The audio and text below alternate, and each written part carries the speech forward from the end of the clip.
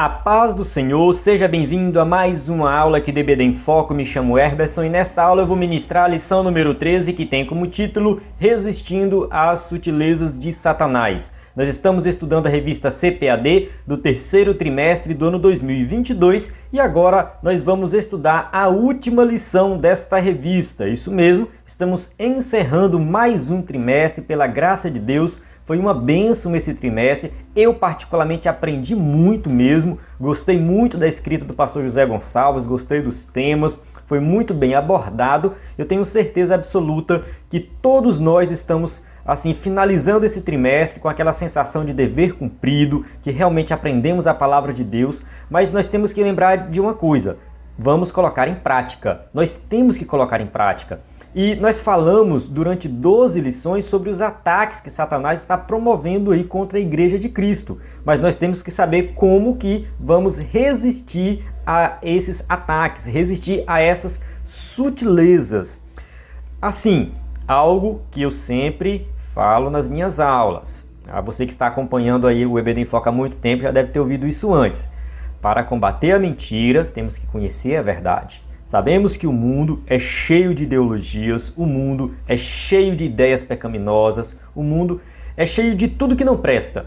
Se nós formos conhecer tudo que o mundo tem a oferecer, nós vamos assim enlouquecer, vamos perder nosso tempo e não vamos chegar a lugar nenhum. Por esse motivo, é necessário nós conhecermos a verdade do Evangelho. Se nós conhecermos a verdade do Evangelho, nós vamos conseguir resistir às sutilezas de Satanás, resistir às tentações e combater, né? Não somente resistir, mas também combater. Quando nós lemos ali em Efésios 6 da armadura de Deus para o crente, nós observamos que tem a armadura que é de defesa, mas também tem a armadura de ataque. E nesta lição especificamente, nós vamos falar aqui sobre algumas estratégias, algumas armas que nós devemos usar para resistir às sutilezas de Satanás. Nós vamos falar sobre a questão aqui da vida centrada em Cristo Jesus, que é a base da nossa fé é Jesus Cristo, a base da nossa adoração verdadeira é Cristo. Vamos falar sobre o comprometimento com as Escrituras, então vamos relembrar da aula aí que falamos sobre a Bíblia Sagrada, que muitos querem modificar a Bíblia, então a gente vai relembrar essa lição e fortalecer esse entendimento do compromisso com as Escrituras. Vamos falar também do compromisso aí com o Espírito Santo, nós temos que ser cheios do Espírito Santo para vencermos aí as tentações, as sutilezas e, por último, sobre o comprometimento com a igreja local. Falamos aí da questão dos desigrejados, uma lição muito interessante, levantamos alguns debates aí e aprendemos muito, então nós vamos recapitular isso nessa aula. Eu convido você a assistir essa aula até o final, tenho certeza que vai ser uma bênção. Eu aprendi muito com essa lição e você também vai aprender se você for ministrar na sua igreja, então acompanhe aí para você ter um entendimento completo da lição. Vamos passar aqui em cada tópico e subtópico detalhando tudo.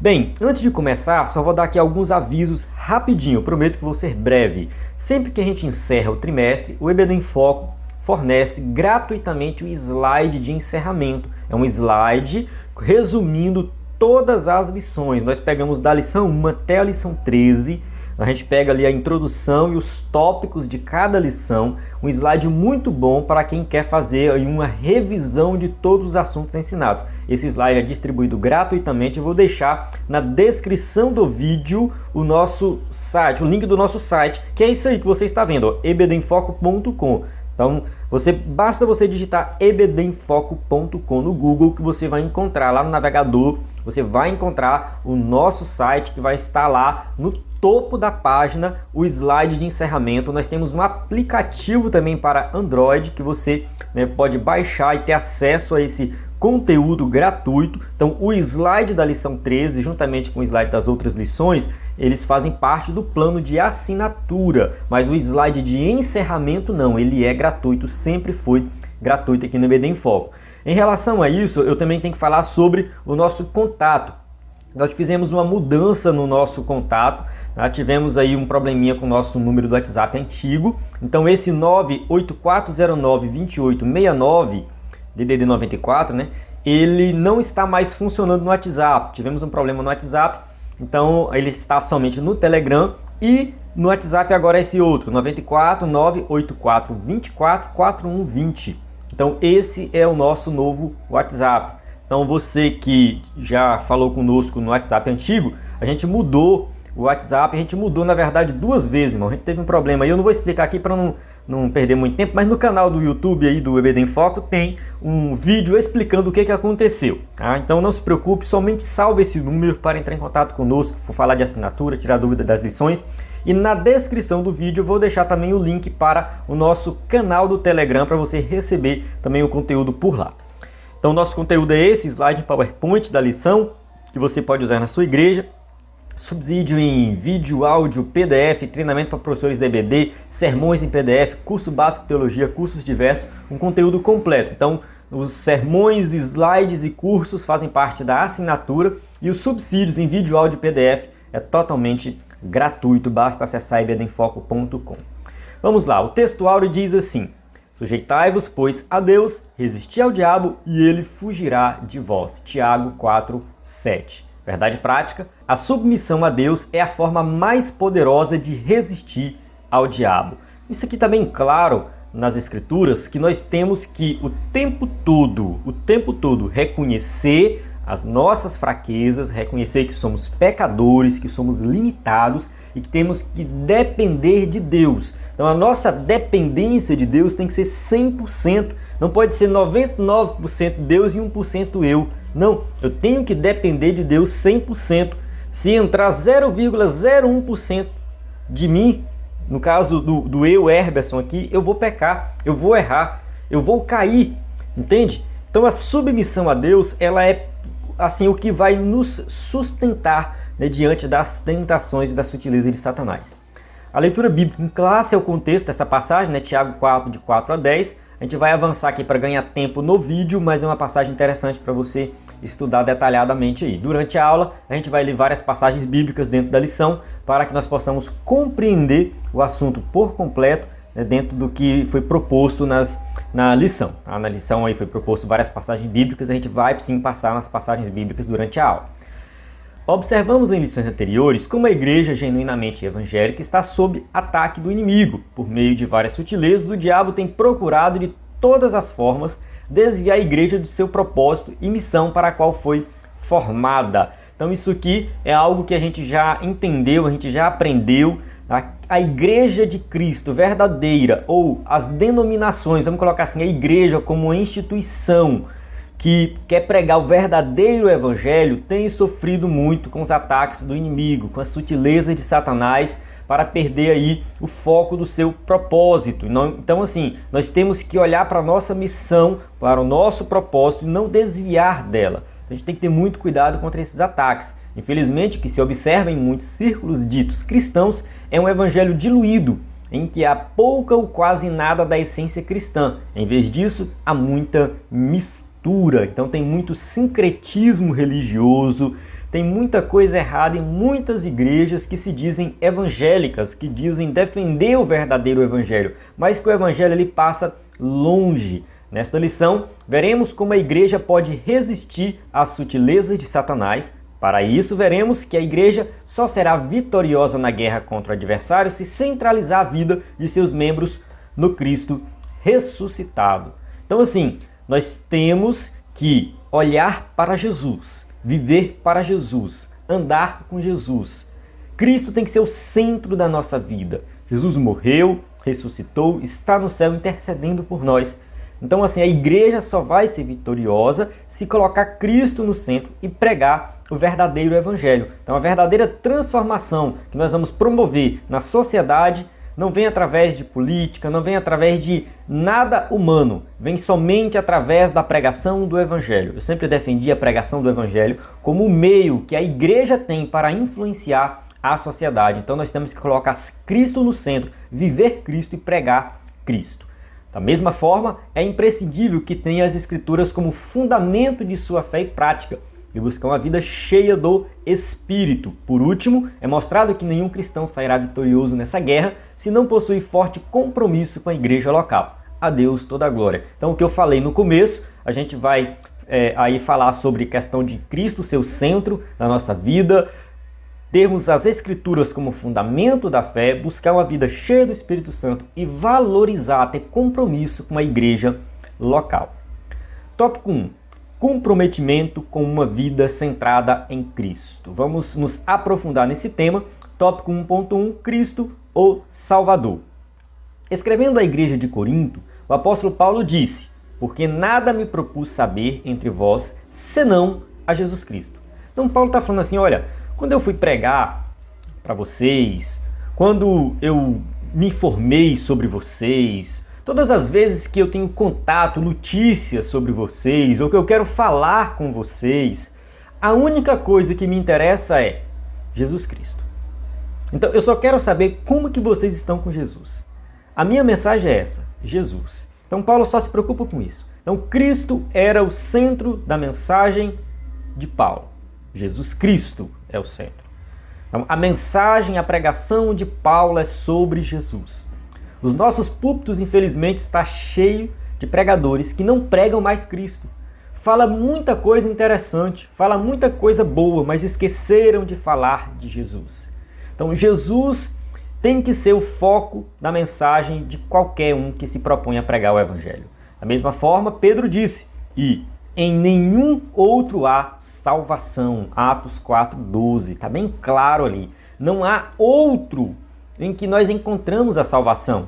Somente Jesus tem a palavra da vida eterna. Cristo também era o centro da mensagem do apóstolo Pedro. Além de ser o centro da mensagem de Pedro, Cristo também era o centro da mensagem de todos os apóstolos, todos os cristãos.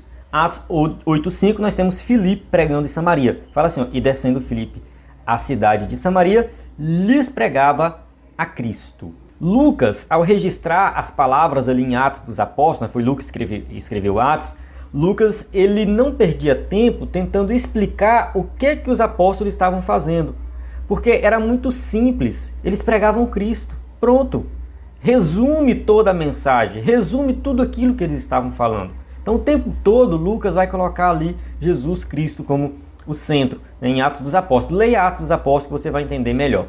As Escrituras são bem claras, não há outro Salvador fora de Jesus Cristo, não há exceções. Quando um cristão ou igreja esfria ou se afasta da fé, Cristo é logo tirado do centro. Então todas as vezes que alguém se afasta, ele tira Cristo do centro da sua vida. Então nós defendemos a ideia de que não há outro Salvador que não seja Jesus Cristo. Só é possível ser salvo se crer nele. Muitas pessoas começam a se perguntar aqui nesse ponto, assim, o que acontece com pessoas que não tiveram a oportunidade de ouvir sobre Jesus?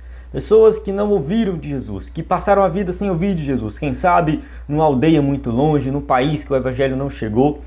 Assim, o entendimento que nós temos nas Escrituras com relação a esse tema é que todos nós somos pecadores, todos nós erramos. Quando a gente lê Romanos capítulo 1, 2 e 3, Paulo vai descrevendo ali a situação da humanidade. Então Paulo fala assim, ninguém é indesculpável. Então não vai chegar ninguém lá no juízo final e falar, Deus, eu não pequei, eu não errei. Não, todos pecaram. Essa é a conclusão que Paulo chega em Romanos 3:23. Todos pecaram e destituídos estão da glória de Deus. Então assim, Deus poderia muito bem jogar no inferno todo mundo. Poderia. Ele poderia fazer isso. Toda a raça humana está condenada. Deus poderia muito bem, assim, não prover um Salvador. Ele não enviava Cristo, deixava as pessoas viverem à vontade nos seus pecados e no final todo mundo seria condenado. Isso não seria nenhum problema, porque estaríamos apenas pagando pelo nosso erro. Como Paulo diz, aprove a Deus fornecer um Salvador. E esse Salvador é Cristo. Então, por meio de Cristo, que fez um sacrifício na cruz do Calvário, pagou o preço que nós deveríamos pagar, é por meio dele que nós alcançamos a salvação. É crendo nele, é crendo em Jesus. Então, se por acaso alguém não teve a oportunidade de ouvir sobre Jesus, não teve, ninguém pregou para ele, essa pessoa morreu, ela simplesmente morreu no seu pecado e será condenada por isso. Paulo escreveu lá em Romanos 2,12 assim, todo aquele que pecar sem a lei também perecerá. E todo aquele que pecar sob a lei, pela lei será julgado.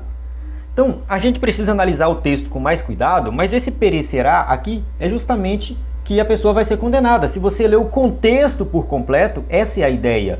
Então ele pecou sem a lei, ele não teve acesso à lei, não teve acesso ao conhecimento do Evangelho. Mas ele vai ser julgado de acordo com a sua consciência, porque quando a gente volta para o capítulo 1 de Romanos, está bem claro, né, que as pessoas tiveram a revelação de Deus através da criação e mesmo assim resolveram, né, pecar. Né, capítulo 1, versículo 28. Além do mais, visto que desprezaram o conhecimento de Deus, ele os entregou a uma disposição mental reprovável para praticarem o que não deviam. Então assim, leia Romanos 1 e 2 que você vai entender isso melhor. Então assim, quem não teve acesso a Cristo vai ser condenado por causa do seu pecado. A condenação não é porque a pessoa não ouviu sobre Jesus, não, a condenação é por causa do pecado. Pode ser que eu me estendi um pouco nesse tema aqui, mas é muito importante tirar essa dúvida. Eu não concordo com isso. Irmão, é assim, se você não concorda, pode ser que Deus tenha um outro método de salvação que ele não revelou na Bíblia. Porque o que está revelado na Bíblia é isso, que a salvação só vem por meio de Cristo. Ponto final. Continuando. Outras formas de culto, filosofias e ideologias passam a ganhar espaço quando Cristo deixa de ser o centro da vida. Então, quando Cristo não é o centro, a pessoa começa a adotar, né, outras formas de culto, de adoração. Assim, o ser humano, ele foi feito para adorar. Nós falamos disso na lição 12, ficou bem claro isso lá, que o ser humano ele sempre tem essa tendência de buscar o sobrenatural, de buscar adorar alguma coisa. Então, quando o verdadeiro Deus não é o centro da adoração, ele vai adorar outros deuses. Então, ele vai abraçar filosofias, ideologias, ele vai abraçar qualquer coisa que aparece por aí. A gente falou sobre a espiritualidade holística na lição anterior e a gente observa isso dentro da igreja, não alguém pregando às vezes a espiritualidade holística, mas dentro da igreja tem crentes acreditando em cristais que fornecem energia, dentro da igreja tem crentes acreditando em horóscopo, né, mapa astral, essas coisas assim. Isso é um tipo de espaço que a pessoa está abrindo, porque ele está tirando Cristo do centro e está entrando essas outras coisas. Então, está dentro da igreja, mas está adorando outros deuses. 1.2. Cristo, o Senhor. Se por um lado a igreja não deve esquecer-se de proclamar Cristo como o único Salvador, por outro, jamais deve esquecer-se de que Ele é o único Senhor. Observe que tem uma distinção aqui. Jesus ele é apresentado como Salvador, sim, mas na maior parte das vezes, a grande maioria das vezes, ele é apresentado como Senhor. Isso aqui faz toda a diferença. Sabe por quê? Porque o Salvador, ele nos salva, nos perdoa. Agora eu vou para o céu, maravilhas. Só que o Senhor, nós devemos obediência. Então Jesus ele é apresentado mais como Senhor do que como Salvador. Não é que ele não é Salvador, ele é Salvador sim, mas ele é Senhor da nossa vida. Ele é o único Senhor. Naquela época lá da igreja primitiva, tinha César que se proclamava Senhor e queria ser adorado. E os cristãos se recusavam a isso. Por quê? Porque o único Senhor era Jesus Cristo. Então quem recebe a Cristo como Salvador deve andar na fé, tendo Ele como Senhor. Ser discípulo de Cristo, tê-lo como Senhor. Colossenses 2,6 está escrito: como, pois, recebestes o Senhor Jesus Cristo, assim também andai nele. Então você recebeu o Senhor, você tem que obedecer a Ele. Você tem que andar no que Ele ensinou. Então receber Cristo como Salvador, mas não andar nele, isto é, de acordo com o seu ensino, é negar o seu senhorio. A falta de reconhecer o senhorio de Cristo é a causa do fracasso na fé de muitos cristãos. Então tem muita gente aí adorando a Jesus, não, o meu Salvador, mas não obedece. Então não tem Ele como Senhor. Se não tem como Senhor, não é salvo. Não faz sentido isso. Ou você tem Ele como Senhor e Salvador, ou então você não tem Ele como nada na sua vida, que Ele não faz efeito nenhum. Então nós temos que obedecer o Evangelho. Jesus falou, aquele que me ama, obedece às minhas palavras. Então a sutileza do diabo está no fato de dizer que você pode viver uma coisa sem a outra. Em outras palavras, você pode ser salvo independentemente da forma ou da maneira com que vive. Então você pode aceitar Jesus e vive sua vida do jeito que você quiser. Continue nos seus pecados e está tudo bem. É isso que o diabo vai falar. O diabo vai usar esse argumento. Você não precisa mudar. Eu vivia na prostituição. Continue vivendo. Eu traía minha esposa. Não tem problema. Eu vivia na mentira. Não tem problema. Deus vai te salvar. Ele te ama do jeito que você é. Ah, eu era um homossexual, continue sendo, não tem problema, você, enfim. Irmãos, eu não tenho dúvida de que Deus ama todas as pessoas. Ele ama o adúltero, o homossexual, o mentiroso, ele ama todo mundo, o assassino. Porém, a partir do momento que a pessoa resolve crer em Jesus como Salvador e Senhor da sua vida, ela tem que mudar o seu comportamento. Ela tem que mudar as suas atitudes, ela tem que abandonar o pecado, porque foi isso que Cristo veio fazer. Ele veio nos libertar. O pecado é escravidão. Então quem vive no pecado vive na escravidão. Escravidão do pecado, escravidão de Satanás, escravidão completa. E Jesus veio trazer essa libertação. Conhecereis a verdade e a verdade vos libertará. Amém? Então encerrando o tópico 1, que fique bem claro aí que Jesus deve ser o centro da nossa vida, Ele é o nosso Senhor, e nós devemos obediência a Ele. Vamos para o tópico 2, que diz assim: comprometimento com as Escrituras. 2.1, Bíblia, a revelação de Deus.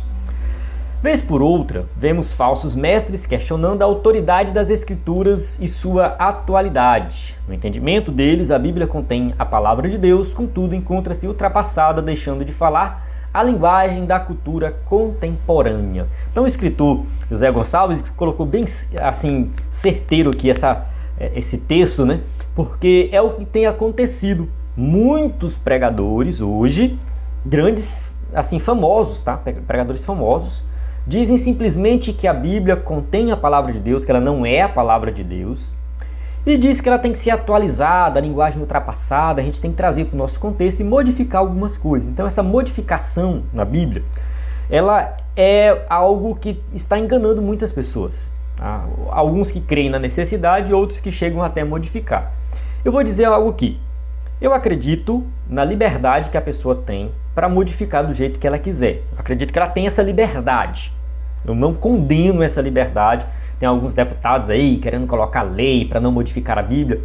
Eu acho isso uma baboseira, eu acho perda de tempo, porque assim, as pessoas têm a liberdade. Tudo bem, elas fazem do jeito que ela quiser. A comunidade LGBT criou sua própria Bíblia. Deixa eles, não tem problema. Só que a gente tem que entender que o texto verdadeiro é o que nós temos em nossas mãos. E nós temos que crer nesse texto verdadeiro.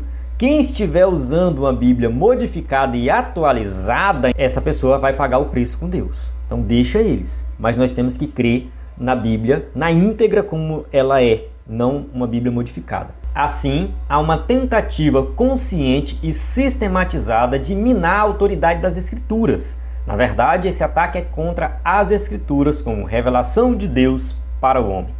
Então, quem pratica esse ataque, usado por Satanás, vamos colocar dessa forma, está querendo negar as Escrituras como a revelação de Deus para o homem. Nós entendemos a Bíblia dessa forma, irmão. A Bíblia, como um livro, ela é só um livro, né? Você pode falar assim, isso aqui é só um livro. Realmente, ela é só um livro, mas o conteúdo dela é que interessa. É o conteúdo dela que é poderoso, é o que está escrito. Então assim, levando em consideração que é o seu conteúdo, o fato de você ter um livro da Bíblia, um exemplar da Bíblia, não vai fazer diferença na sua vida se você não ler. Você tem que ler esse livro, você tem que ter acesso a esse conteúdo, você tem que aplicar esse conteúdo na sua vida. Então assim, é a palavra de Deus, sim, é a revelação de Deus para o homem, sim. Mas se você pegou esse exemplar, colocou na sala da sua casa, deixou aberto no Salmo 91, não serve de nada, é inútil. Você tem que ler e aplicar. Deixando de ser a revelação de Deus, a Bíblia torna-se um livro meramente humano, sujeito a falhas e, portanto, passível de correção. Aqui é assim, muitos vão dizer que a Bíblia é só um livro qualquer, um livro como qualquer outro, então ele perde todo o seu valor espiritual, se torna um livro humano e aí tem que se corrigir. Realmente, se você pensa dessa forma, eu vou ter que corrigir a Bíblia. Só que não faz sentido fazer isso, por vários motivos. Primeiro motivo, vou listar aqui. Imagina o seguinte, Shakespeare, né, escreveu lá Romeu e Julieta. O Tolkien, né, que está em alta e agora o pessoal falando muito do Tolkien por causa da série lançada pela Amazon, que eu estou assistindo, por sinal, é muito boa. e eu gosto, né, dos livros do Tolkien, né? O Tolkien escreveu O Senhor dos Anéis, tá lá, O Senhor dos Anéis. O C.S. Lewis escreveu As Crônicas de Nárnia, tá lá, As Crônicas de Nárnia. Eu posso pegar exemplos fora da literatura, assim, de livros literários, né? Eu posso pegar Adam Smith, que escreveu um livro de economia.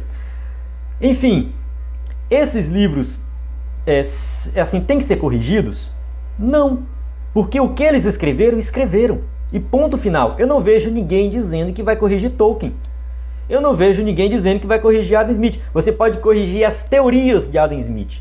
Mas você pegar um livro do Adam Smith e corrigir, falar, não, vamos arrancar essa página aqui, vamos apagar esse parágrafo e vamos fazer uma nova edição do livro do Adam Smith, vamos fazer uma nova edição do livro do Tolkien.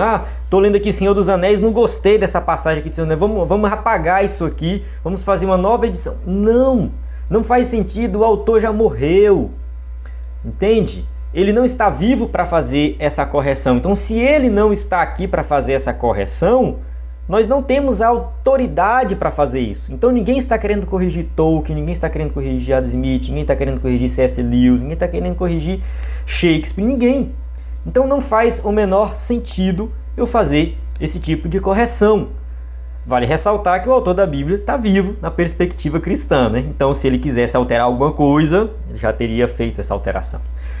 Um outro ponto que eu quero colocar aqui é essa ideia de ler a Bíblia como um livro qualquer, como um livro de literatura, como um livro meramente humano. Outra coisa que não faz o menor sentido. Imagina você ler Adam Smith, né, que escreveu um livro de economia, ou qualquer outro economista que escreveu um livro de economia, ler ele como literatura. Não tem lógica. Da mesma forma, não faz sentido você ler Senhor dos Anéis como um livro sagrado. Não tem lógica. Apesar de que Senhor dos Anéis e até mesmo as Crônicas de Nárnia tem muitos elementos cristãos ali, muitos princípios cristãos, né, porque o Tolkien era católico, bem fervoroso, o Lewis era evangélico, enfim, e eles colocaram elementos cristãos, mas você não pode ler aqueles livros como livros cristãos, são livros de literatura. Então você tem que ler a Bíblia como um livro sagrado. Você tem que ler a Bíblia como a revelação de Deus para o homem. É assim que tem que ser a nossa leitura da Bíblia. Então, levando em consideração esses dois pontos, não faz sentido fazer qualquer correção na Bíblia. Convém dizer que a Bíblia é a palavra de Deus, a revelação de Deus ao homem, e como tal, está sempre atualizada. Não é a Bíblia que tem que se ajustar a nós, mas nós nos moldamos pelas Escrituras. Está bem claro lá em Salmo 119, 105, lâmpada para os meus pés é a tua palavra e luz para o meu caminho. Então, a palavra de Deus é que vai nos guiar e não o contrário. E a gente tem que prestar atenção nesse detalhe, que nós temos que ter a palavra de Deus como luz e lâmpada para nos guiar nesta caminhada. Então, a Bíblia, ela não precisa ser atualizada porque ela é sempre atual. Se você observar, cada época tem novos teólogos produzindo teologia, escrevendo livros, fazendo aplicações para a época atual. Então é assim que funciona a Bíblia, ela é aplicada em contextos diferentes. A gente não precisa ficar lendo Agostinho, Lutero, a gente pode até ler eles para a gente ter um conhecimento mais profundo, mas a gente precisa ler teólogos da atualidade porque eles fazem aplicações práticas voltadas para a atualidade, falando sobre redes sociais, falando sobre ideologia de gênero, dentre outros temas que são mais atuais. Então a gente tem que sim atualizar a Bíblia no sentido de que ela deve ser aplicada no contexto atual, mas modificar a Bíblia não faz o menor sentido. Tópico 2.2. Bíblia, regra de fé e conduta. Quando a Bíblia deixa de ser a revelação de Deus para nós, então ela também deixa de ser a nossa regra de conduta e fé. Então, se você nega que a Bíblia é a revelação de Deus, você nega, né, qualquer ação prática baseada nela. Então, uma igreja genuinamente evangélica precisa se conscientizar de que as Escrituras são a fonte dos valores ético-morais e espirituais que devem nortear a vida do cristão. Hebreus 4:12, está bem claro, porque a palavra de Deus é viva e eficaz e mais penetrante do que qualquer espada de 2 gumes e penetra até a divisão da alma e do espírito, das juntas e medulas e é apta para discernir os pensamentos e intenções do coração. Então está bem claro aqui que É através da palavra de Deus que nós vamos moldar todo o nosso comportamento. Se não fosse a mediação das Escrituras, o cristão se encontraria desnorteado na sua caminhada. Como saberíamos, por exemplo, dos malefícios da idolatria se as Sagradas Escrituras não nos orientassem sobre eles? No caso, Paulo escrevendo à igreja de Corinto, falando de alimentos oferecidos a ídolos e tal, e muitas outras passagens bíblicas vão falar de idolatria e dentre outros temas que a gente só sabe lendo a Bíblia Sagrada. Da mesma forma, como saberíamos que o adultério, o divórcio, a ideologia de gênero, etc., são práticas danosas que corroem e destroem o modelo de família idealizado por Deus? Somente por intermédio da Bíblia temos orientações seguras e precisas sobre isso. Aqui eu quero abrir um parênteses, porque assim, nem tudo na Bíblia vai estar lá, pronta entrega. Ah, meu filho brigou na escola, vou ler a Bíblia para saber o que eu faço. Ah, aconteceu tal coisa no meu trabalho, vou ler a Bíblia para saber o que eu faço. Nem tudo isso vai estar lá explícito. Então a gente precisa estudar, entender o contexto e aplicar no nosso contexto. A gente tem que ver isso aí. Então a gente tem que ter muito cuidado com algumas interpretações que são dadas por aí, mas que a gente precisa aplicar corretamente. Eu vou dar um exemplo aqui. Nós tivemos algumas aulas falando sobre divórcio. Aí um tempo depois, uma irmã entrou em contato comigo. Olha só a situação dela. Ela casou com um homem divorciado e, como ela tinha pouco conhecimento das Escrituras, ela não levou isso em consideração, simplesmente casou com o homem, vivia bem, ela, segundo o que ela me disse no áudio que ela mandou, ela vivia muito bem, ela tinha 2 filhos com ele, e aí de repente alguém chegou para ela e falou assim: olha, você está vivendo em pecado, porque a Bíblia diz que quem casa com divorciado também está em pecado. E ela estava quase que entrando em depressão, essa mulher. Ela entrou em contato comigo assim desesperada, porque ela não sabia mais o que fazer, porque ela falou assim: não, eu quero agradar a Deus, eu estou fazendo a obra e tal, tá tudo bem na minha vida, e de repente eu descobri isso, e me falaram que eu estou vivendo em pecado, que eu não estou agradando a Deus, então eu quero me divorciar, eu acho que eu vou pedir o divórcio. Ou seja, ela estava quase que decidida a divorciar do marido, que ela tinha 2 filhos e vivia super bem, porque alguém fez uma interpretação totalmente fora do contexto na vida dela. Alguém pode falar: não, mas a Bíblia realmente diz. Irmãos, qual é o pecado que Deus não perdoa? Você acha mesmo que Deus quer consertar um erro praticando um outro erro? Então, se o divórcio é um pecado, a gente não pode promover um divórcio, destruir uma família que tem 2 filhos envolvidos por causa de uma interpretação superficial do texto bíblico.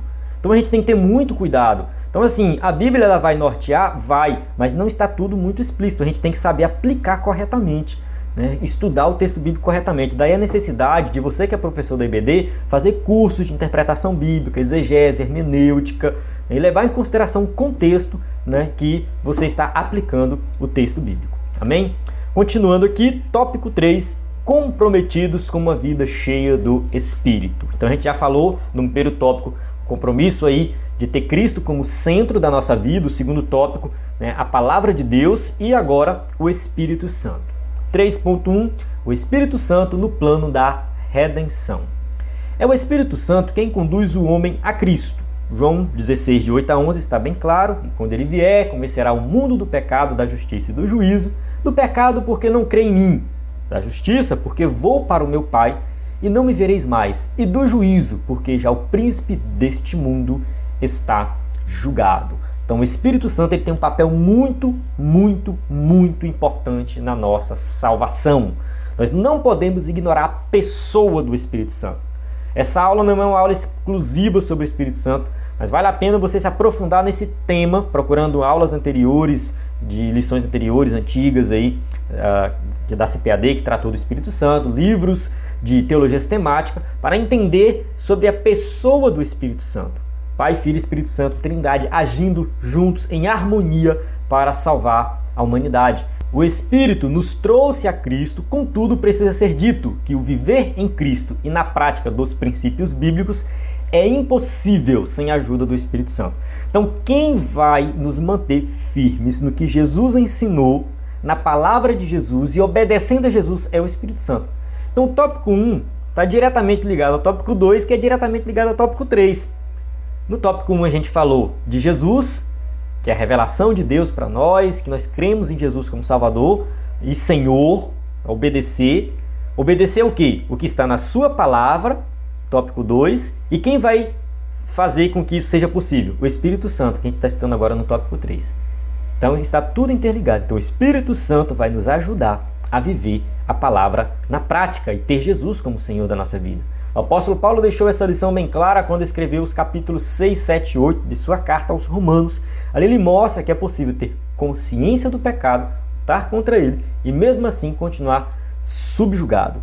Então tem muitas pessoas que ainda estão presas em seus delitos e pecados, né? Sabem que tem que se libertar, mas ainda não dependeram do Espírito Santo para que isso aconteça. Então nós temos que depender do Espírito Santo para alcançar a libertação completa. De acordo com o apóstolo, foi por meio da lei do Espírito de vida que o cristão pôde vencer a lei do pecado e da morte. Então a lei do pecado e da morte, aquilo que nos condena, foi vencido por meio da lei do Espírito. As Escrituras exortam o cristão a andar no Espírito como única garantia de não satisfazer os desejos carnais. Sem o Espírito Santo, é impossível vencer as sutilezas do diabo. Gálatas 5, 16, 17 diz assim, ó: digo, porém, andai em espírito, e não cumprireis a concupiscência da carne, porque a carne cobiça contra o espírito contra a carne, e estes opõem-se um ao outro, para que não façais o que quereis. Então, assim,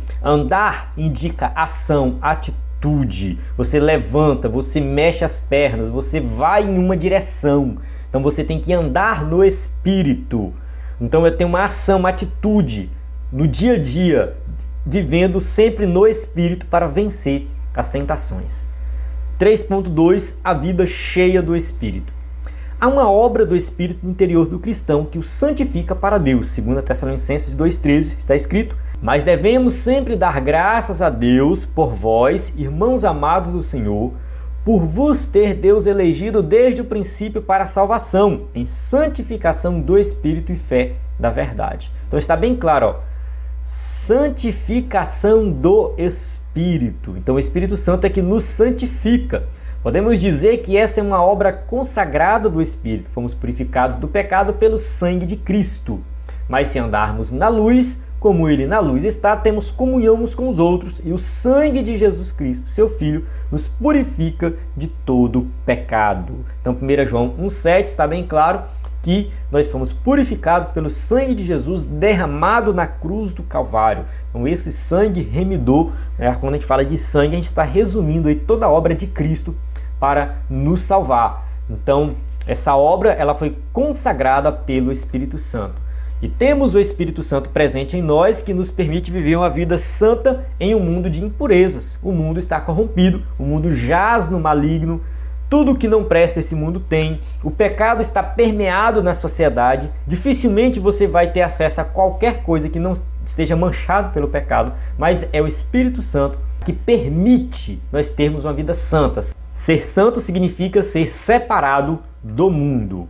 Essa capacitação para a santidade permite ao cristão viver uma vida cheia do Espírito diante de um mundo hostil. Isso sim é possível, eu te garanto, você ser cheio do Espírito Santo nesse mundo tenebroso. Contudo, há também uma obra capacitadora do Espírito Santo. Atos 1,8: mas recebereis a virtude do Espírito Santo, que há de vir sobre vós, e ser minhas testemunhas, tanto em Jerusalém, como em toda a Judéia e Samaria, e até os confins da terra.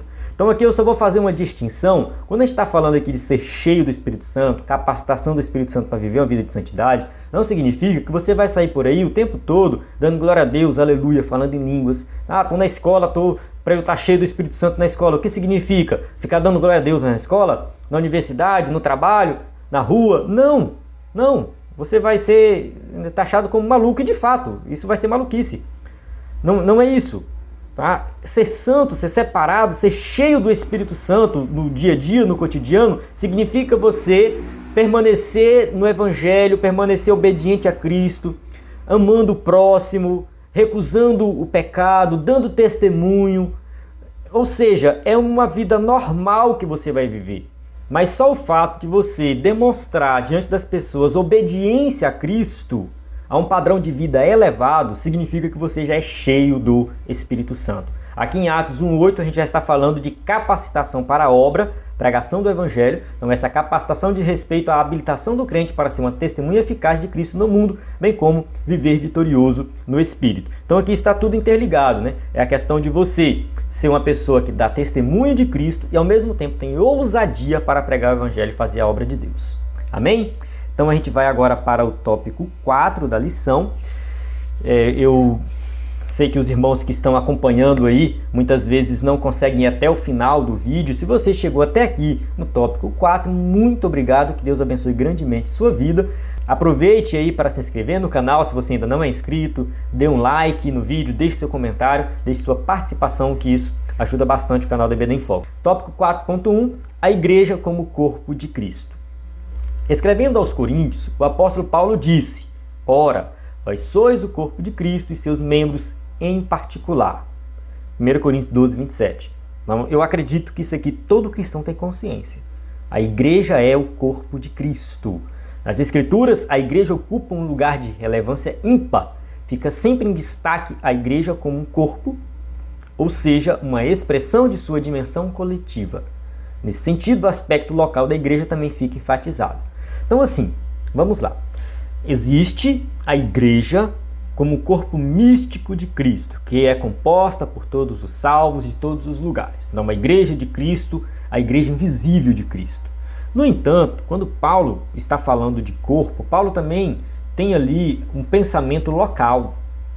É claro que a gente pode analisar o texto de forma mais detalhada e tal, mas assim, de maneira geral, a gente falou bastante disso aqui naquela lição sobre os desigrejados, que o conceito de igreja também é um conceito local, que tem comunhão com os irmãos. O texto ali de Hebreus, não abandone a vossa congregação, a sua congregação. Outras traduções colocam assim, não deixe de se reunir como igreja. Não é bem interessante isso, nós temos que nos reunir como igreja, igreja local, comunhão. Isso sim é igreja. Paulo usa essa figura de linguagem aqui, falando do corpo, porque no corpo nós temos vários membros, vários órgãos, e cada um tem uma função. E assim é a igreja de Cristo. Cada um tem uma função e todos são importantes. Na metáfora dita por Paulo, no capítulo 12 da sua primeira carta aos Coríntios, fica evidente que, assim como um membro do corpo humano separado deste perde sua utilidade, da mesma forma a igreja. Então, se você é um membro do corpo de Cristo e acha que é inútil, você está muito enganado. Você é muito útil. Você é muito útil. E quando você sai, não faz sentido. Porque imagina um dedo sozinho. Não faz sentido. O dedo só tem uma função se ele estiver junto com os outros dedos na mão.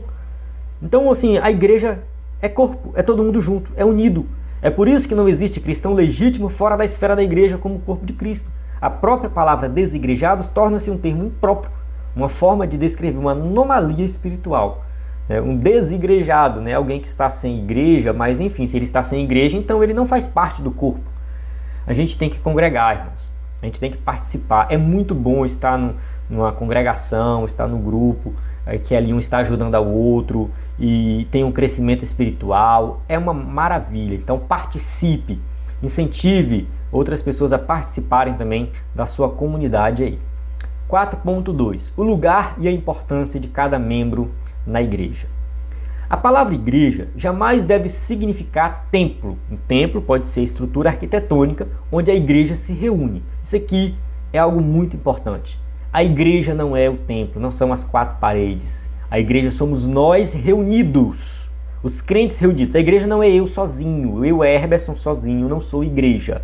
Eu preciso me reunir com os irmãos. A assembleia, isso sim é igreja. A igreja, portanto, não é um prédio feito do aglomerado de concreto, tijolos e areia. Ela é o corpo de Cristo. Como o corpo de Cristo, ela possui seus membros reunidos e confraternizando juntos em Cristo Jesus, celebrando a salvação.